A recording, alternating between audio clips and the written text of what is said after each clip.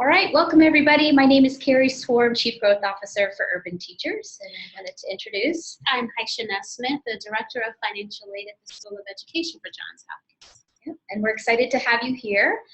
This is a webinar that we're doing on the Program Finances for Urban Teachers program with Johns Hopkins School of Ed. I am going to walk us through a couple slides here. So yeah, thank you for the first question. So I am going to walk us through an overview of the program and then we'll get into the finances. But the first question right out of the gate is basically where do we work? And so right now we are just recruiting for our program in Baltimore, in Washington, D.C., and Dallas-Fort Worth. We are looking to expand to other regions, but the current cohort that we're recruiting for that will start in June for cohort 2017 will just be in those three regions. Okay, so I'm going to walk you through this slide. We do look for folks who have their bachelor's degree by June.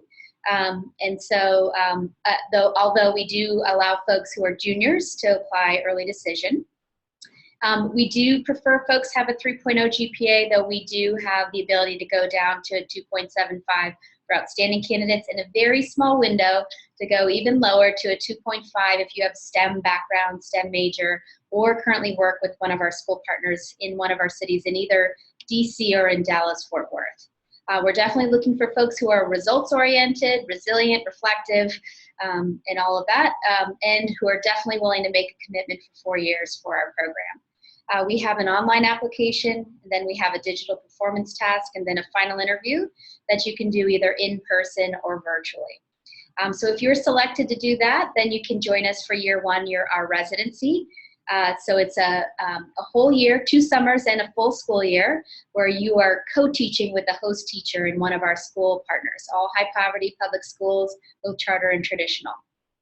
At the same time, you're earning your master's degree from Johns Hopkins University School of Ed. It's a Master's of Science in Education, and there are 3 tracks you can choose from: elementary ed, secondary English language arts, or secondary math. They all come with a second focus in special ed. So that's really a great tool. And we were visiting schools this morning and again heard firsthand the importance of having that special ed component to make you an effective general ed teacher and or if you're interested, a special ed teacher as well. You finish probably 80% of your graduate coursework during that residency year, but it continues on into year 2. You can see here in the white bars here, you can see one of the other really important parts of Urban Teachers is our accountability model. So each year of our program, you have to meet certain standards, meet certain GPA requirements for the graduate program, and meet certain teaching practice expectations to move forward each year. You have to demonstrate high levels of growth mindset and professionalism. One other really important aspect to Urban Teachers program is our support from your faculty, your Hopkins faculty. They also serve as your coaches. So over the first 3 years of the 4 years, you get over 100 hours of one-on-one coaching from your Hopkins faculty. So that is a tremendous amount of support that you get as part of Urban Teachers to really prepare you thoroughly for the career of being an urban teacher. From there, you move on to year 2. It's your first year as a teacher with your own classroom. And by definition, you will look nothing like the typical first-year teacher. So that residency year and clinical experience of over 1,500 hours will prepare you to have your own classroom, will build your stamina throughout that residency year so that you'll be prepared to take on your own class. You still continue a couple courses in the afternoons, evenings to finish your master's degree. And again, you have to continue to meet those high standards in that white bar, the high GPA, the increasing teaching practice expectations, and demonstrating high levels of growth mindset and professionalism. From there, you move on to year 3. That's your second year as a teacher with your own classroom placement. It's at this point you are earning your certification. It is in at least 2 areas. So either elementary ed, secondary English language arts, or secondary math. And it's an and special ed. Everybody in our program gets that second certification in special ed. And in our Dallas-Fort Worth program, you also will receive an English as a second language certification as well. And then this accountability moment is a little bit different in that you have to demonstrate you can actually improve student achievement along with the demonstrating teaching practice expectations to get certified. So that's a really key component, high accountability for our program. And then finally, year 4 is your third year of a teacher in a classroom. There are many opportunities for leadership, both at Urban Teachers and at your schools. We have fellow advisory boards, so you can be part of the leadership pipeline in Urban Teachers and advise our staff. You can serve as graduate assistants with the Hopkins faculty. You can serve as summer mentors. Some of our folks, if they're ready, often they can choose to be a host teacher at that point, but also some of our alums take on those roles as well. Some of our fourth-year teachers are team leads for their grades or department chairs for their content area. So lots of opportunity for growth. You'll be in high demand because of the quality teacher that you will be at the end of Urban Teachers. So hopefully that was a quick overview, and then we will jump into finances for the rest of the presentation. So here overall is sort of the cost structure for our program, what you receive, and the tuition. So as part of our program, the first year you do receive a $20,000 stipend to live on. You also get healthcare coverage through Johns Hopkins as a graduate student. You also get Summer Institute room and board for that first summer. We also pay for all of your books and materials for your graduate program. There is a $40,000 tuition charge for the program in the master's degree, and that's paid over the first 2 years. And you can get federal financial aid and are eligible for loan forgiveness for that. And we'll talk through all those different opportunities in the next several slides. The starting teacher salary, which you start receiving at starting year 2, ranges between $46,000 and $52,000. In Baltimore, DC, or Dallas, Fort Worth, there's some of the highest teacher salaries in the nation. And all of these districts and charter management organizations we work with really understand and value great teachers, and they pay for performance, and by that we mean that they pay more, either move you up the salary ladder quicker or provide bonuses for teachers that are proven effective and show growth in their student achievement. So in fact, some of our districts, you can earn up to 6 figures as a classroom teacher. So that's really important to know about our school districts and school partners. So what do you get for the $40,000? So here is the breakdown of what you get, and you can see all the different costs that go into supporting you. So two summer institutes, year 1 and year 2, the coursework, the Hopkins faculty that you have access to in your coursework and your coaching, and everything that you get as part of the tuition, the participant costs of our program. Okay. Now we're going to talk specifically about financial aid, so I'm glad Hysa's here. Well, thank you. As you saw, that there were a number of benefits that were listed there, but there might be the opportunity for you to apply for financial aid to help meet some of your other costs that you have that are associated with the program, whether it be living expenses, whether it be things that you have identified that you need to cover. It has to be educational expenses, and that's where financial aid comes in. We presented you can see here the information about the first step, or one of the first 2 steps, to apply for financial aid here at Hopkins. You do need to do the FAFSA, which is the free application for federal student aid. You can do it. It's been open since October, and you can continue to file the application up until the start of classes. The application process for financial aid is once you've been accepted into the program, or you can do it parallel so that you can have everything in place as you go along. I would recommend doing all of them at the same time. And with the FAFSA, it is a federal application that you would complete. All our information is there that you would need to fill out that application. You don't need to have anyone fill it out for you. It is something that you can go through step by step on your own. And it is easy questions. It may take you an afternoon to sit down and complete it, but we do have a staff who is always welcome to answer any questions you might have. On this slide number 2, if the FAFSA is something that you're not interested in, you don't want to apply for federal aid, which most of the time is the federal Stafford loan, which is max for a graduate student at $20,500 per year. You can also look to the Graduate Plus loan, which is another resource of doing the FAFSA. This slide talks about the private loan options if you don't want to file or the FAFSA, or you think that you won't qualify for federal aid for some reason. You are also you can apply for the private loan. You can see the information here. It talks about the options for private loans. We can't advise you on any options for that.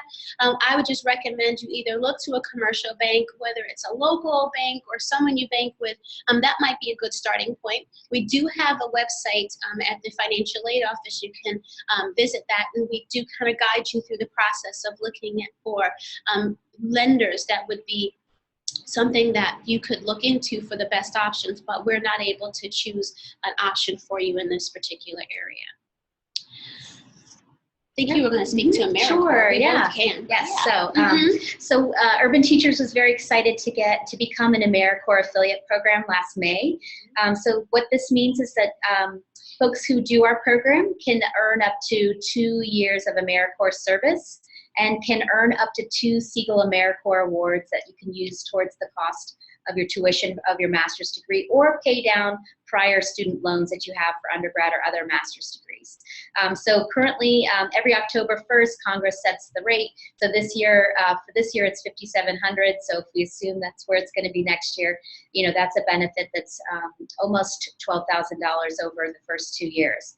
You do get that in the spring, and Hysa, I know you were going to speak to how easy it is to get. It is easy for you to get it, and also we are involved in that process. And so you would visit the AmeriCorps website that is on your screen, and you would have to identify Johns Hopkins that you were through this program so that we can certify that you are enrolled and that you do have charges associated with educational expenses. And it's just that easy to make that request. It comes to us, and we help to facilitate that on our end, but you just initiate it. And if you are gaining that through this great program, we wanted to also make it so that it wasn't difficult for you to receive your funds that you earned.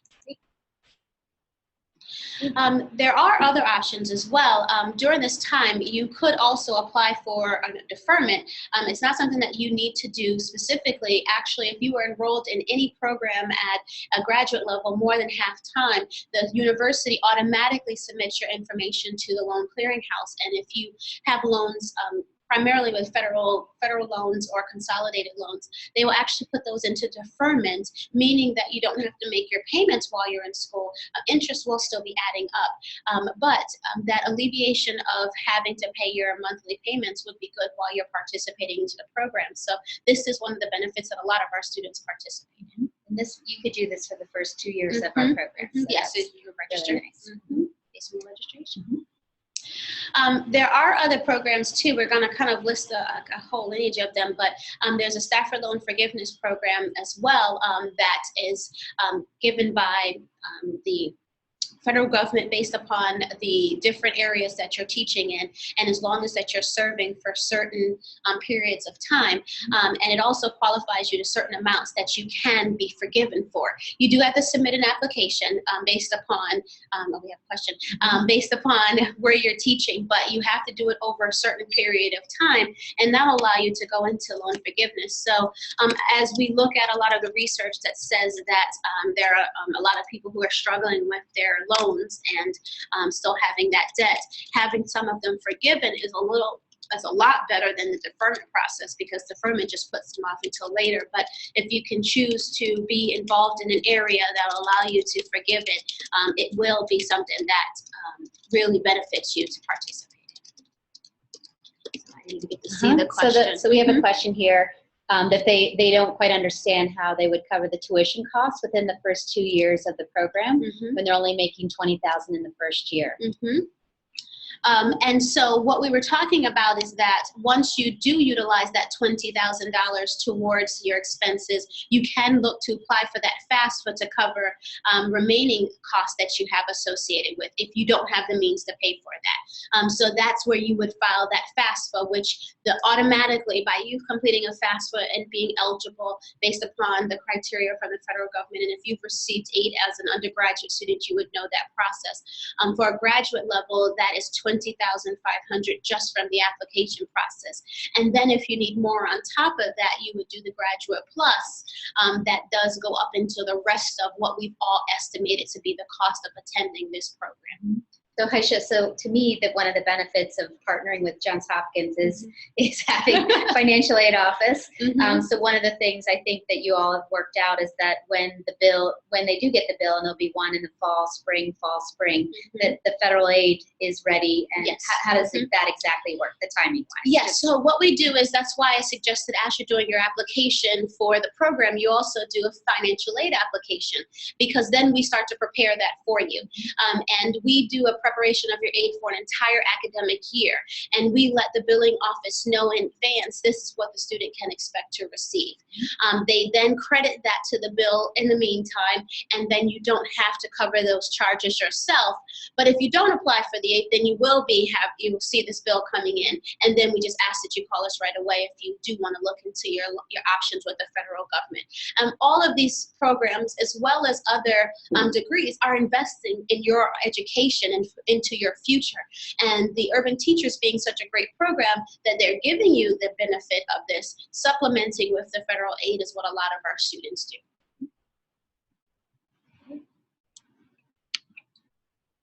That's great. Going to talk about Teach. So Teach is a program that the government has, and we really encourage our students to continue to take advantage of it while it's still available. And so what it is that there is a commitment that if you work in a specific area afterwards, you sign your agreement to serve, that you're going to serve in that area. They will provide up to $4,000 per year that some students use towards some of these expenses as well. Now, if you do not stay in that area, and you can choose to do so because later on you budget or you estimate that by making a move, you can pay off the $4,000, because it would turn into a loan if you don't finish the commitment to stay within the area that you have specified that you were going to work for that low-income families and serving them. But the Teach grant is a grant that a lot of students use to be able to help supplement some of the costs, and then in later years have that turn into staying a grant, and they never have to pay that off based upon the decisions they make as far as where they're employed. So another question came in, what's the total cost of attendance, including living expenses? So we talked about this, and I do have a slide. So I have a slide that Urban Teachers made with a proposed budget during your residency on how to live on $20,000.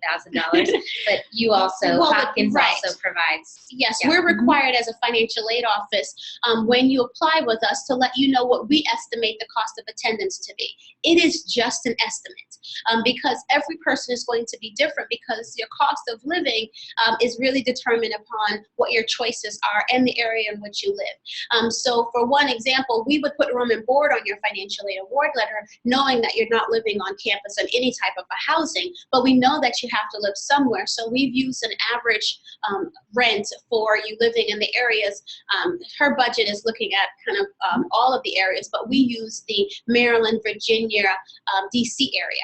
And so we have estimated what it should cost you, so that when you go into estimating your cost for the entire year, you have a projection of what the average student is utilizing to make their decisions. So you'll see a lot of budgets that will come before you. We don't let you go into this blindly.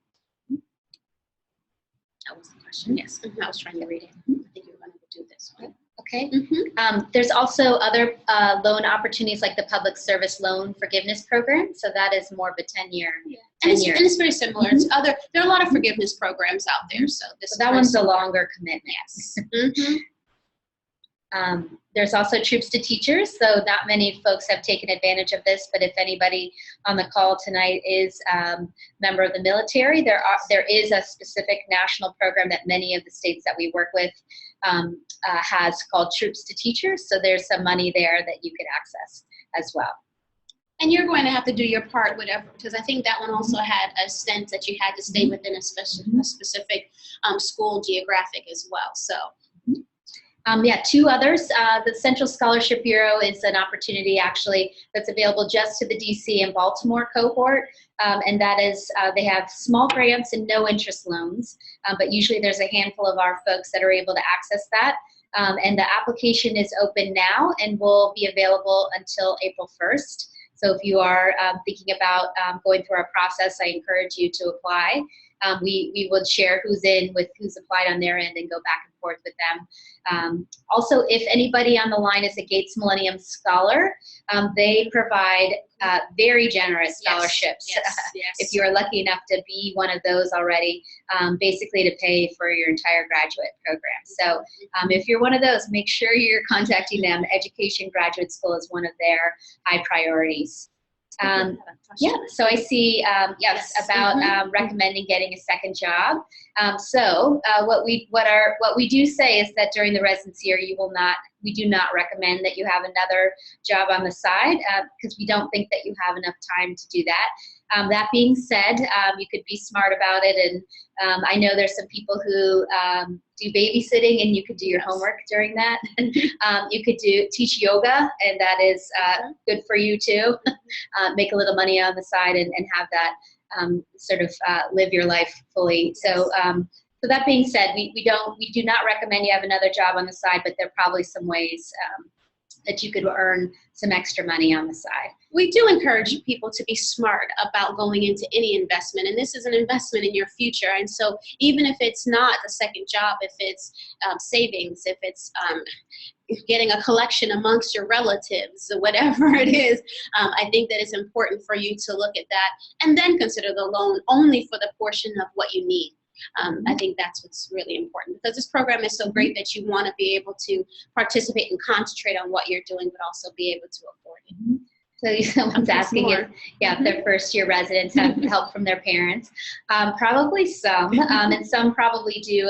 Those who are 26 or under 26 often are choosing to go with their parents' healthcare plans. Sometimes that's a better choice for folks, so we see folks do that. But really, the federal financial aid programs, they really are, you do not need your parents to make this work for you. I was going to say, one of the questions on your FAFSA when you complete it that determines whether or not you have to include your parents' information, you would already be exempt from, because if you're in a graduate program, then it would just be filing the FAFSA on your own. So it's not something that we need to know. If that is where you're receiving help from, then that's great. Use that option to be able to take part in this program. Okay. Want to talk through those? I got the second one. Okay. I don't know the Maryland signing bonus as well as you do. There is several programs, and Maryland is got a lot of programs to attract teachers.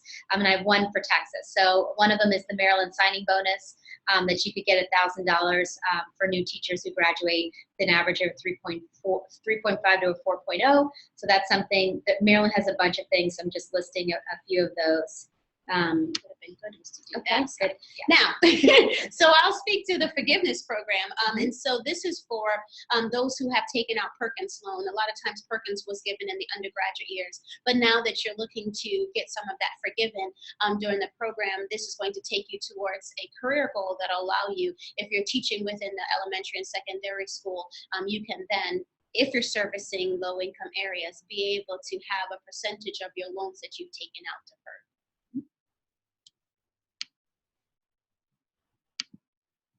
Okay. So there's more Maryland incentives, as I promised. So there's up to also in Maryland that you can get a stipend up to $2,000 for teachers who earn their certification with the National Board of Professional Teaching Standards. So that is something you could potentially do and get money towards that as well. And there's also in Maryland, our Maryland teachers can also be eligible for an annual $1,500 tuition tax credit. That's meant to offset graduate tuition as well, so that's something you can take advantage as well.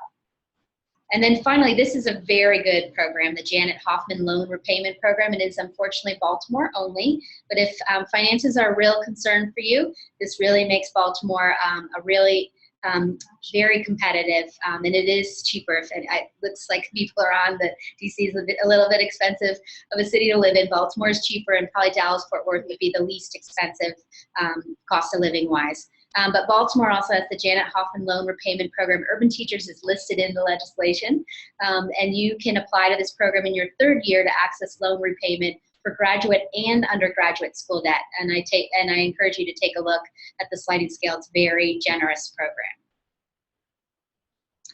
There's also the Teach for Texas Loan Repayment Program.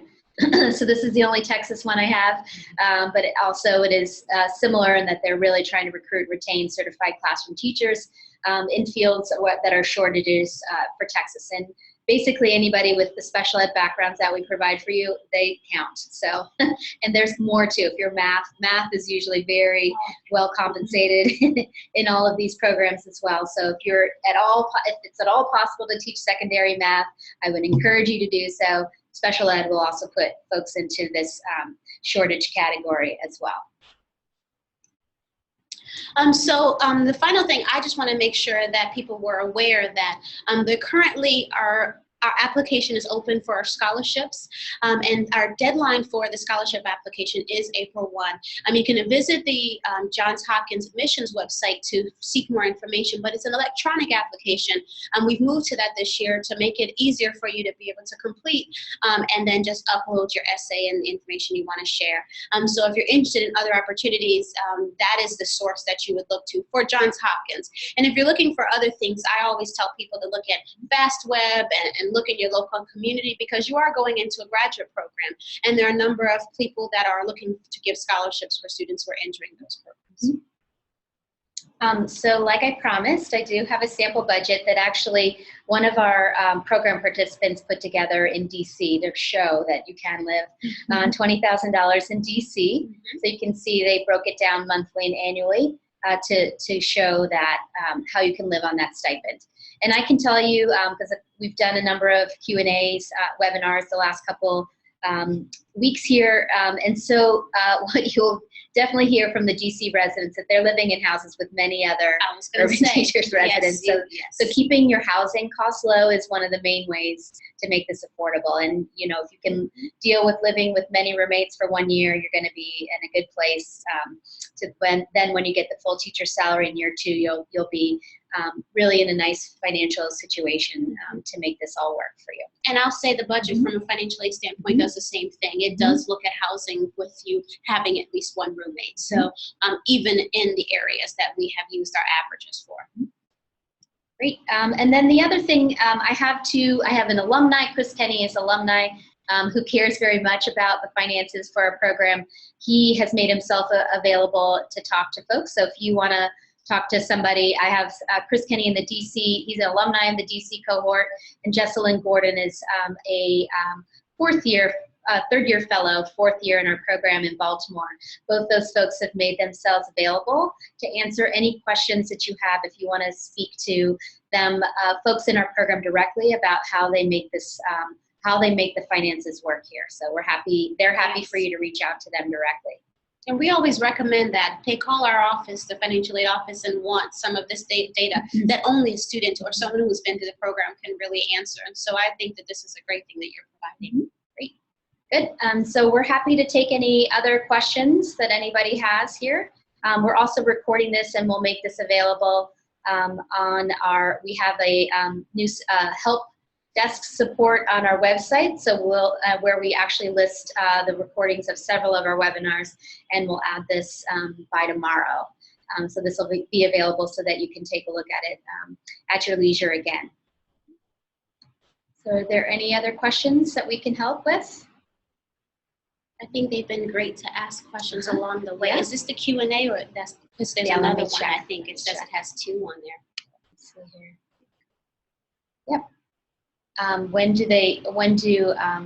do you receive notification if you've gotten a Johns Hopkins scholarship? We're looking to send those with the actual financial aid award letters that are going out this year, somewhere thereafter, so around May.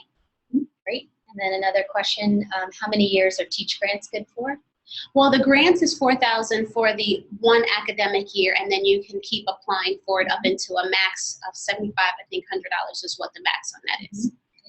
And it's based upon the number of credits you're taking. So it's not something that you can just say, give me the full load. It's a calculation based upon your credit hours.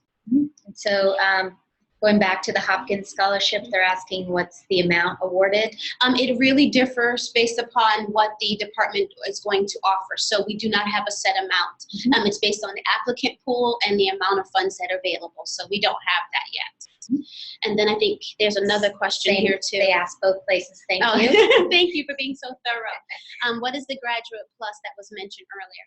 Well, by doing the FAFSA, the federal government realizes that $20,500 that they promised by you doing the application might not be enough for every student in every program across the country. So they allow you to submit a secondary application that is credit-based, that they will check your credit history and make the determination. It's not like a mortgage loan or car loan. It is realizing that this is for an education, so it's a little bit more lenient. And you would fill out that application to the government to see if you could qualify for additional loan funds up until the rest of the cost of attendance, which includes all those living things that we talked about. So there's an application that you would file online, and you would get the credit check, and then they will send that information to us.